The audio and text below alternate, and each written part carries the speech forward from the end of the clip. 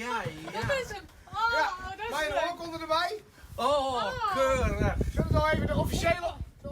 Die hadden een snerttaart gebracht. Met een lekkere grote jas erop. En die nemen we straks al hier mooi met de vrijwilligers. Straks eten we die even lekker met z'n allen op. Unox viert haar 24-jarige jubileum als sponsor van Naiersdoeken. En daarom komen mensen haar unieke Naiersdoekverhaal delen. En boeren hier dus een bijzonder verhaal. Ze ben 15 jaar verliezen, ben ze in Scheveningen West. En daar weer eens in kunstgebied verlenen, in het wetter. Dat weer het verhaal. En nou hier in de COVID-periode de nieuwjaarsduik het blik. Hè, dus wetter in een blik. En dat koest uitskortje. En dus zijn ze dat daar het kunstgebied weer in ziet. Dus ja, we twijfelen een beetje of het... maar het weer origineel genoeg om hier maar toch in te gaan. De meesten inboeren binnen dan echt tiergewiers met deze prijs.